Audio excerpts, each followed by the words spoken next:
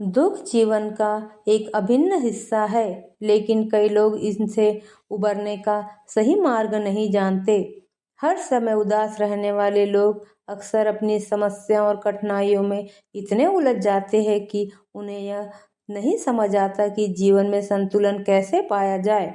गौतम बुद्ध की जीवन यात्रा, उनके उपदेश हमें सिखाते हैं कि दुख से मुक्ति पाना संभव है, बशर्ते हम अपने भीतर के सत्य को पहचाने और सही मार्ग पर चले।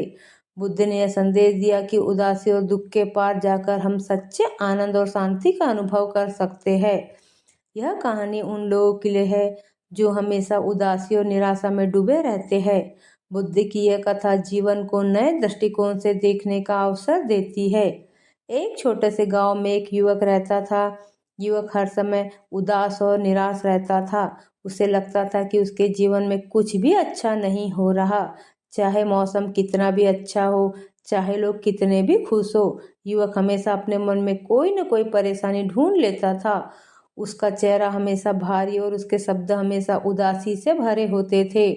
गांव के लोग उसे समझाने की कोशिश करते, लेकिन उसका जवाब हमेशा एक ही होता था, मेरे जीवन में खुशी की कोई जगह नहीं है। युवक का परिवार भी उसकी इस उदासी से परेशान था। उसकी माँ उसे हिम्मत देती, उसके पिता उसे समझाते, लेकिन वह अपनी निराशा से बाहर नहीं निकल पाता था। उसे लगता था कि संसार में सिर्फ दुख, संघर्ष और पीड़ा ही है। एक दिन गांव में गौतम बुद्ध आए। गांव वाले उनका बहुत आदर करते थे। उन्होंने सुना था कि बुद्ध लोगों के जीवन की समस्याओं को हल करने में मदद करता है। युवक की माँ ने उसे बुद्ध के पास भेजने का फैसला किया। पहले तो युवक मना करता रहा, लेकिन आखिरकार अपनी माँ के आग्रह पर वह बुद्ध के पास गया। बुद्ध ने युवक को ध्यान से सुना और फिर उसे एक विशेष काम दिया। उन्होंने युवक से कहा, तुम्हें गांव के हर व्यक्ति से मिलकर उनकी एक एक समस्या सुननी होगी, लेकिन ध्यान रहे जो व्यक्ति जीवन में कभी उदास नहीं हुआ हो उसके पास ही तुम रुक सकते हो। युवक को यह काम अजीब लगा, लेकिन वह बुद्ध का आदेश मानकर गांव में निकला। उसने सबसे पहले अपने एक मित्र से बात की जो हमेशा खुश दिखता था। उसके मित्र ने उसे अपनी परेशानियां सुनाई, परिवार की आर्थिक तंगी, छोटी छोटी घरेलू समस्याएं और अपने भविष्य की चिंताएं।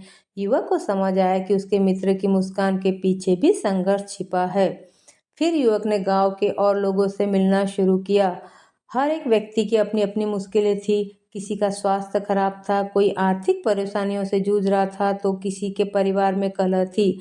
हर बार जब युवक किसी से मिलता, वह उनकी समस्या सुनता और चौंक जाता कि खुद दिखने वाले लोग भी अंदर से कितने उदास हो सकते हैं। दिन बीतते गए और युवक को यह समझ में आने लगा कि हर व्यक्ति के जीवन में समस्याएं होती है।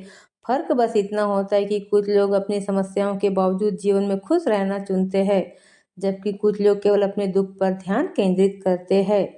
यह बोध होते ही युवक के मन में एक बदलाव आया।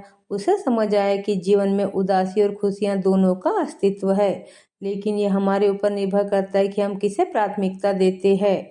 आखिरकार युवक वापस बुद्ध के पास गया और कहा, मैंने सीखा कि हर किसी के जीवन में समस्याएं हैं, लेकिन कुछ लोग उन्हें लेकर नहीं बैठते, वे आगे बढ़ते हैं। बुद्ध ने मुस्कुराते हुए कहा, यही जीवन का सत्य है। दुख और समस्याएं जीवन का हिस्सा है, लेकिन हमें यह तय करना होता है कि हम उन्हें किस तरह से देखें।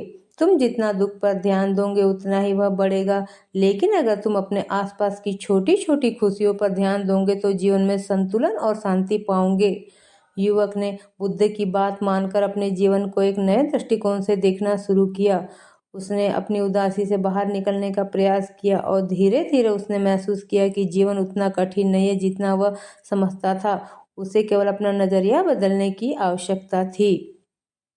इस कहानी से हमें यह सीखने मिलता है कि जीवन में हर व्यक्ति के पास अपनी समस्याएं और कठिनाइयां होती है, लेकिन यह हम पर निर्भर करता है कि हम उन्हें कैसे संभालें। हर समय उदास रहना हमारी सोच और दृष्टिकोण का परिणाम होता है। अगर हम अपने जीवन में छोटी छोटी खुशियों को देखना सीख ले तो उदासी धीरे धीरे कम हो जाएगी। वीडियो अच्छी लगी तो चैनल को लाइक और सब्सक्राइब करना ना भूले।